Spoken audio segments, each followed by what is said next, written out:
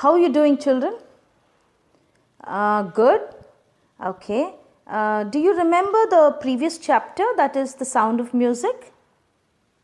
Evelyn Gleanies? Yes. So now that was part 1, right?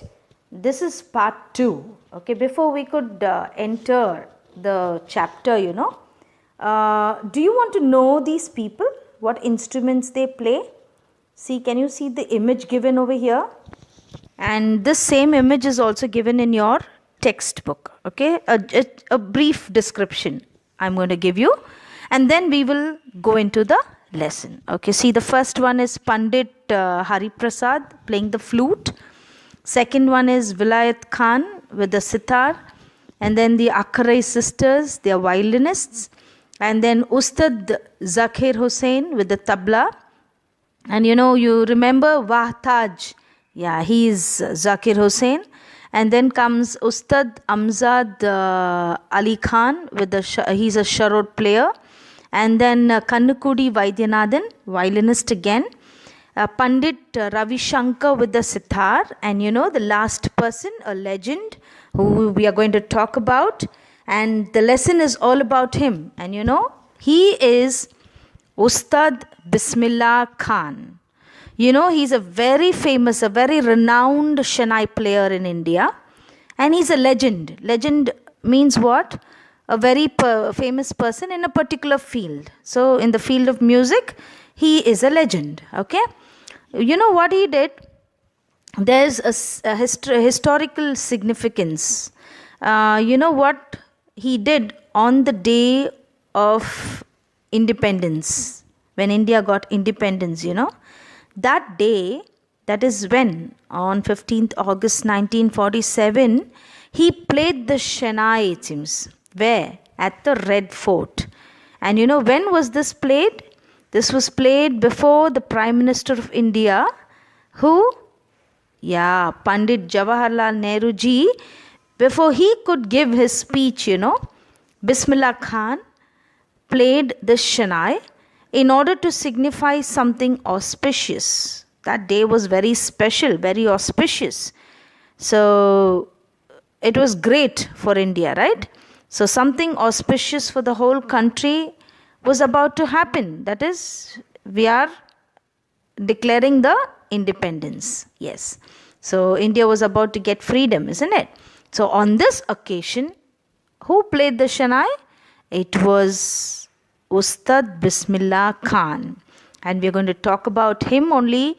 And he is the one who made this Shehnai. And there's a story behind it. And we're going to see to this Shehnai and how it came into existence. Are you ready, children? Yes. Let's get into the lesson. Pungi is a musical instrument, it seems. It was played in the time of Emperor Aurangzeb. This Aurangzeb, he did not like this Pungi instrument. And this Pungi instrument is a predecessor of Shehnai. Predecessor means before the Shehnai could come, it was Pungi which was played. And this Pungi was played by these snake charmers. Can you see the image I've given there? Yes. And Mughals ruled India, right, before the Britishers came. And this emperor, this is Emperor Aurangzeb, was very famous then. So he did not like it. He found it very unpleasant. That sound of that pungi, was very shrill, very sharp. So he banned. Banned means he stopped. He prohibited. He didn't want that instrument to be played. And this pungi is a generic name. Generic name means for a group or a class, you give a name. So this pungi is for all these reeded instruments. Reeded means the instruments that are played, wind instruments, they say. It's a hollow pipes, and they play.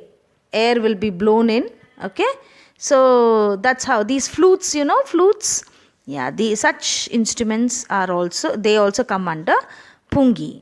And all those instruments give a kind of same sound, isn't it? So what happened was Aurangzeb banned this, isn't it? All the reeded noisemakers he banned. He didn't want Pungi to be played in his residence, royal residence, isn't it? Well, and no one thought that one day such noisemakers, such instrument which made unpleasant sound would be played and their sound would be liked by the audience. Nobody thought this one. One day this Pungi became very famous. And you know, there's a story behind it. Okay, that this Pungi became very famous. Let's see how.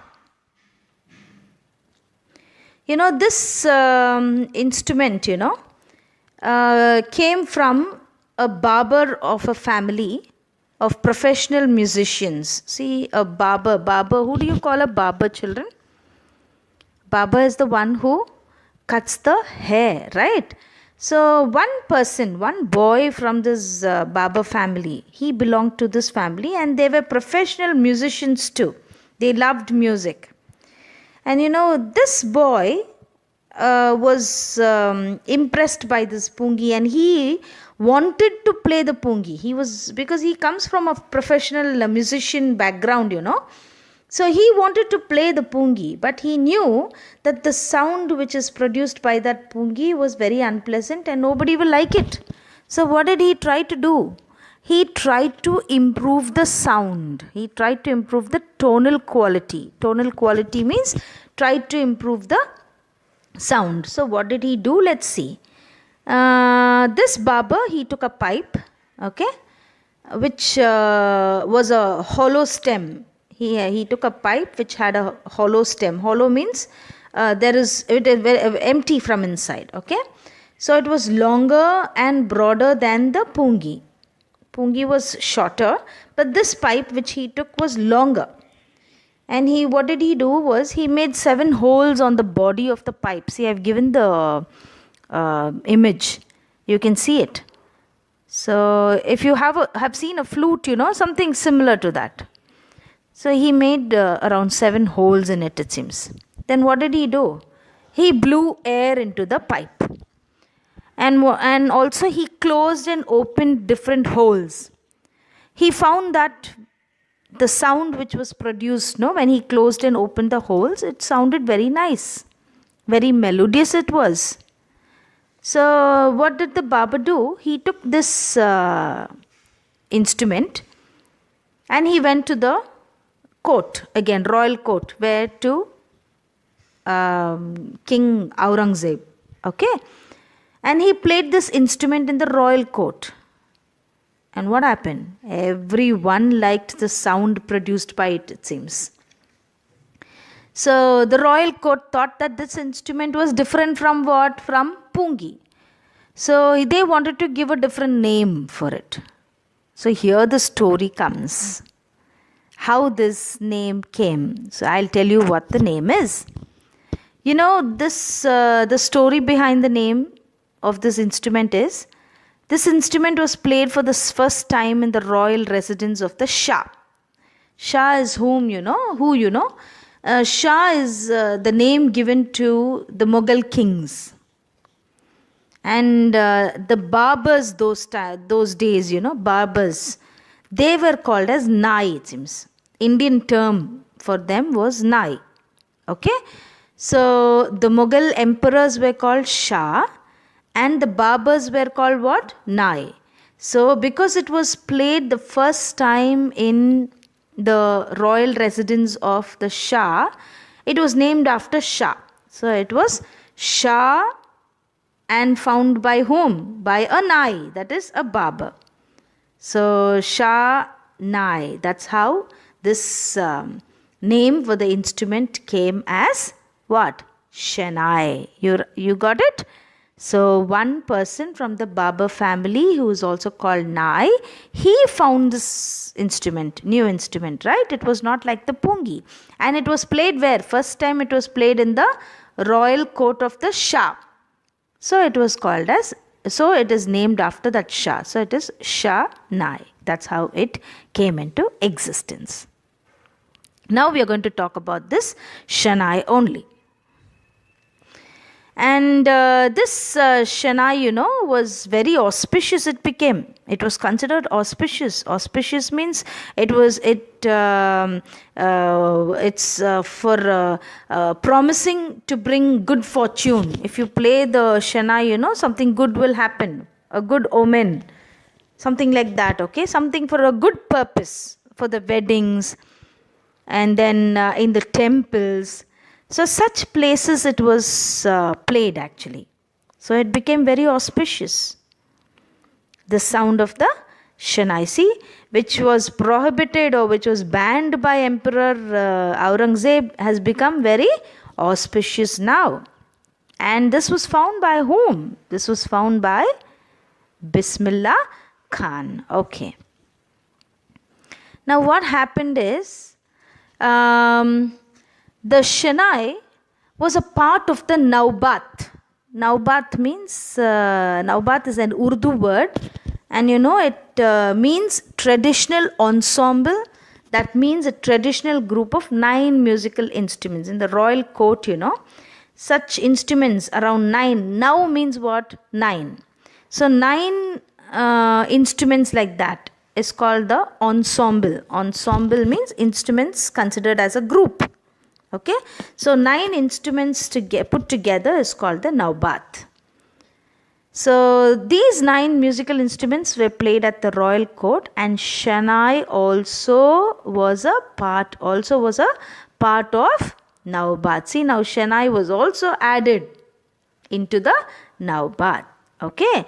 The Shehnai was played at the king's court, in the temples, the weddings, okay? And it was used on the stage performances also, it seems. And all the credit goes to whom, children? All the credit goes to Ustad Bismillah Khan, who was a legendary Shehnai player, and people wanted to hear him play the Shehnai. It was so beautiful, it seems. It sounded so beautiful. So everyone wanted Bismillah to play the Shehnai. Shehnai became so famous. Now you're going to see the life history of Bismillah Khan. Okay. See, this boy, he was actually a 5-year-old boy, and he was in Damruan. Damruan is now present Bihar estate. Okay, he used to play this gilli danda. This gilli danda is a cricket kind of a sport. It's something similar to cricket, gilli danda. I don't think so. You must have played. Our days we used to play this gilli danda. So this was similar to cricket. And what he used to do is, he was just a 5-year-old boy. He was from Bihar. Okay. And what he would do is, he would go to the nearby Bihari temples, it seems. He was a Muslim, but he used to go to the temple. He would sing this song, that is Chaita, in Bhojpuri language. He used to sing this Chaita. And after he finishes reciting the song, he would get a big laddu as a reward. Big laddu, which was around 1.25 kg weight, it seems. So heavy laddu it was. You must have all eaten that. What you have eaten is very small, but this boy used to get a big one. So that was the prize given to Bismillah by the local Maharaja for singing what? For singing the Chaita. And the same person, after 80 years, he got the Bharat Ratna. So famous he became. Now, Bismillah Khan was born on 21st March 1916. And he belongs to a musician family. From where? From Bihar. Okay. His grandfather was Rasul Baks Khan. And then he was a Shehnai Nawaz of the Bhojpur King's Court. And his father was Paigambar Baks. And other paternal ancestors were also great Shehnai players. Paternal ancestors means the father's side. Okay. So all of them were what? They were all, he comes from a musician family. So all of them were Shehnai players. So that's how this boy also has got the interest towards Shehnai. Okay. Next, what he did was, when he was 3 years old, his mother took him to her parents' house, that is maternal uncle's house. Maternal uncle means paternal is father's side, maternal is mother's side. So she takes him there. Where to? To her house. There they lived, and that was in Benares. Benares is today called Varanasi. Okay, so they were there. And when Bismillah saw his maternal uncle play the Shehnai, he was very much attracted towards it. And he also wanted to learn that instrument. So what Bismillah Khan did was, he started going with his uncle Ali Baks to the Vishnu temple in Benares. This uncle of Bismillah Khan, Ali Baks, he used to go to the Vishnu temple in Benares to play the Shehnai. So he used to go along with him because he loved this instrument, right? So he started going with him. Ali Baks was on a duty to play the Shehnai at the Vishnu temple of Benares. So his duty was that he used to play the Shehnai in the temple. And what happened was, when Bismillah Khan saw his uncle Ali Baks play the Shehnai, he would get attracted towards him, that he would sit there for hours. He was so totally captivated. Captivated means he was attracted. On end means for a very long time without stopping. Continuously he used to watch him play. He used to watch his uncle play the Shehnai. So gradually what happened was, Bismillah Khan also started learning to play the Shehnai. And he would practice throughout the day. It seems he never got tired.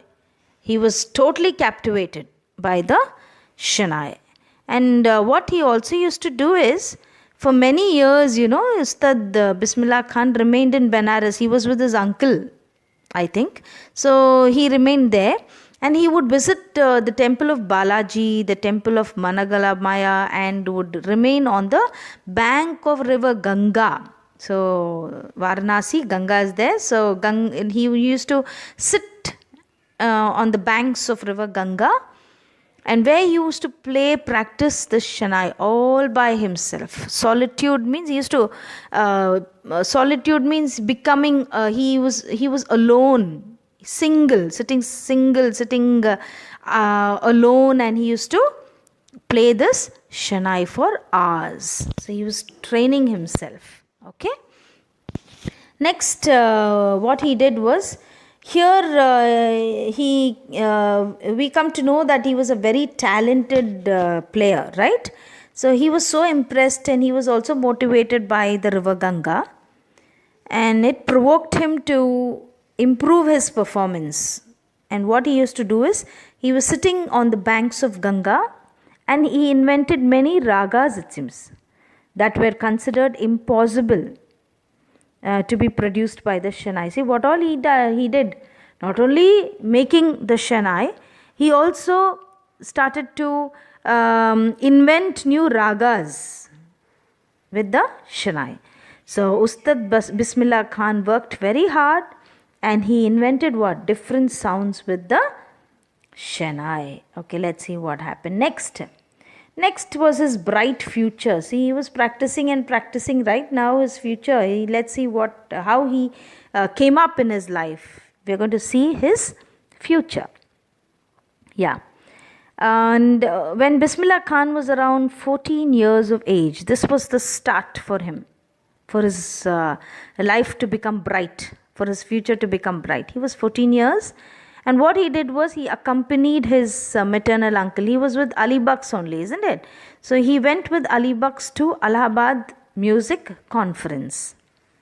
There what he did was, Ustad Fiaz Khan had come. He is another renowned classical vocalist, And he was impressed by the performance. And what he said was, if he would work hard like that, he would make a name in the field of music. He was actually patted by whom? By Ustad Fiaz Khan. He gave a recital. Recital means a performance. Who gave a performance there in the Allahabad Music Conference? Yeah, Bismillah Khan.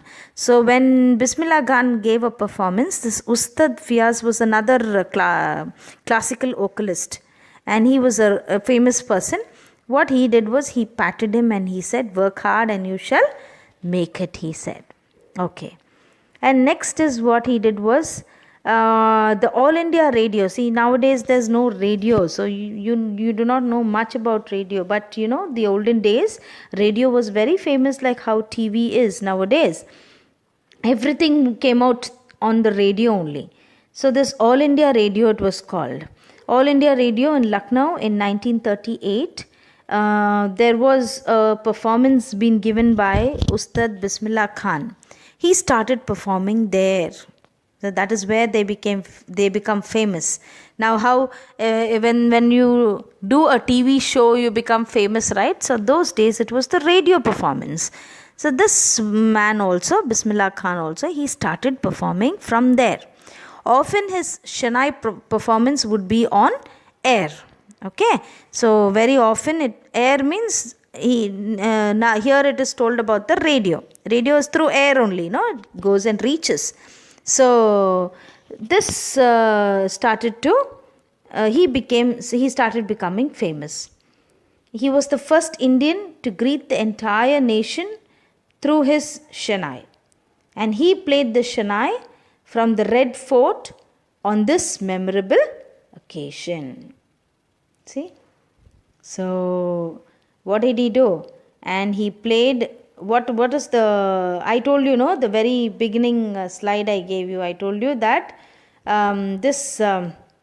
he played this in what is that, Shehnai on the day of independence, the very first independence celebration, independence of India. Okay, during that celebration, before Prime Minister of India, Pandit Jawaharlal Nehru, could give his speech, this Shehnai was played by Bismillah. See, this is what is the future actually.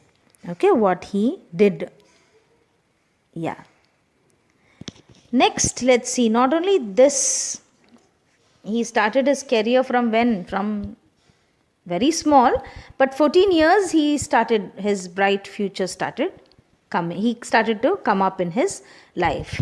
Now let's see the next. What are the other performances he did, and what are the other things he became famous in? Bismillah Khan gave many performances in India and abroad also, it seems. Some of them are very memorable, like one at Afghanistan. You know, this King Zahir Shah really liked Bismillah's performance, and he gifted him many things. Okay, he is the king of Afghanistan. He gifted him like Persian carpets and things like that. And also, you know, there were many other people who were attracted to Shehnai's music. One is Gunj Uthi Shehnai was the name of a Hindi movie. And you know, it was made by whom? You know, by Vijay Bhatt. He is the director. And this movie was after this Shehnai, the instrument. And he has named the movie itself as Gunj Uthi Shehnai. Okay, and also what else is, there are other, what is that? There's a song also in this movie, it seems, that is Dil Ka Khilona Hai Toot Gaya. So it was composed by whom? By Ustad Bismillah Khan. He became, and this became a chartbuster. Chartbuster means a record break.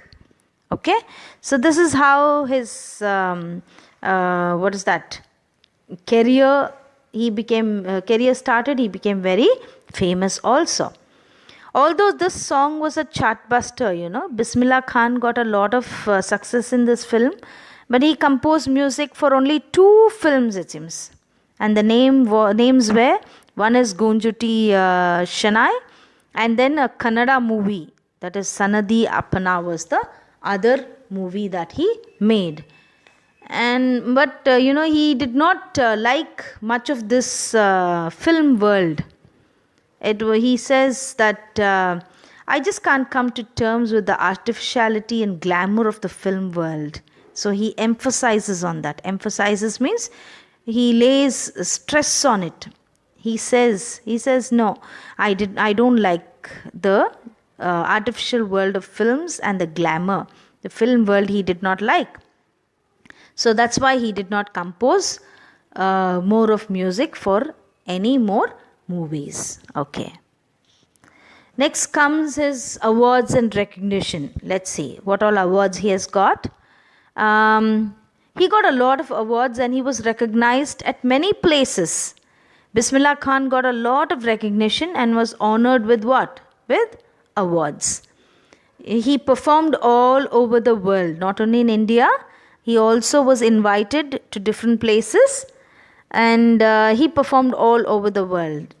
Where has he gone is, he performed in United States of America at the Lincoln Center Hall, it seems. He performed in Montreal, Australia, in the World Exposition, and also in Cannes Art Festival, and then in Japan at the Osaka Trade Fair. See, not only here, in different places of the world too. And there's something very famous in Tehran, that is in Iran. This place, there's an auditorium being built, it seems. And this auditorium is kept after his name. That is Tahar Musiq Ustad Bismillah Khan. The name of the auditorium is is been called or named after him. Okay. And then he has also got different awards like the national awards. You know what all? That is Padma Shri, the Padma Bhushan, and the Padma Vibhushan were conferred on him. Okay. So all these three very important awards were given to Ustad Bismillah Khan. And what else? So many. He has, when Ustad Bismillah received India's highest civilian award, that is the Bharat Ratna, in the year 2001, his eyes were shining, He was very happy because his hard work was recognized. And he gave a very important message to the country. He said that all Indians should teach music to their children, it seems. And music is the richest tradition of India. Even Western countries, people from the Western countries are also what? They also want to learn Indian music, he said, isn't it? Yes. And although, Bismillah Khan had traveled all over the world, he was given so much respect and recognition. But, he remained rooted in Benares. He loved India. He loved Benares, where he learned music, isn't it? And then where he was born and brought up. These are the wonderful towns he's talking about. One is in Bihar and the other one he's talking about Benares. Okay? Damroan and Benares he's talking about. So wherever he goes, all over the world he traveled, but he never would forget the land of India. So he was very much attached to his birthplace, One day, a student, he was interviewing and he is asking Ustad Bismillah Khan. He wanted that Ustad Bismillah Khan should shut up a Shanai school in USA. Actually, that student wanted Bismillah to start up a school in the school of Shanai. Okay, a Shanai school where? In the United States. So he promised that he would recreate the temple of Benares in America for Ustad, as he would miss it. because that student loved Ustad very much. So he says that I will bring that Banaras, what to tell you, that environment here, that atmosphere here to America. I will recreate it. I will make it like the temple of Banaras. But now Ustad Khan was attached to river Ganga also. So he asked a student that would he transport the river Ganga also to America? That student is telling, I'll bring the whole temple of Banaras. I'll recreate it. I'll make it like that temple and give you. You please stay here with us. But he says, I'm attached to Ganga too. Can you transport Ganga river to America? So he wanted to say that he could not leave whom? He could not leave India. He was very much attached to the temples of Banaras and also to the holy river Ganga, though he was a Muslim. That's where he stands. That longing for, that yearning means longing for India and his motherland. Okay, so Ustad Khan said that whenever he visited any foreign country, he wanted to see India. Isn't it? Yeah. So he remembers the song, the Chaita, and he was given what? He was rewarded with a Ladu. He still remembers all that. Okay. So he was a perfect example of the rich cultural heritage of India. His work was beyond the religion barriers. So though he was a Muslim, he still remembers and he still worked for the temples, and he never brought in religion. So although he was a strict Muslim, he followed the Muslim laws. Every morning he would play the Shehnai at the Kashi Vishwanath temple, which was a Hindu temple. He was a strict Muslim, but still, because for the love, he had that love for the instrument, right? So he played in the Vishwanath temple every morning. This shows that he did not have the barriers of religion in his mind. He was a true Indian. Okay? So he considered music to be India's richest cultural heritage. Isn't it? Yeah. So then finally, Ustad Bismillah Khan, he was ill. He became ill for a long time. He was ill for a long time and he died on 21st August 2006 at the age of 90. And the entire country mourned the death of the legendary musician. There was a holiday for one day and he was given a state funeral. See, this is, a national mourning was given. And that's really great. Okay.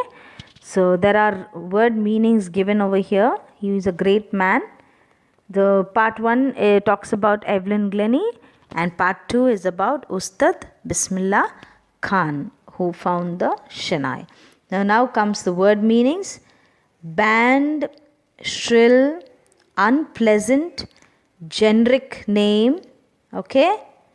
Then comes reeded, revived, tonal quality, hollow, auspicious, indispensable, ensembles, parental ancestors, on end, haunt, solitude, recital, taken in by, souvenirs, chartbuster, venture, emphasis, thick and fast, conferred, coveted, replicating, yearning and devote. See, I've just read the hard words for you just for the sake of pronunciation.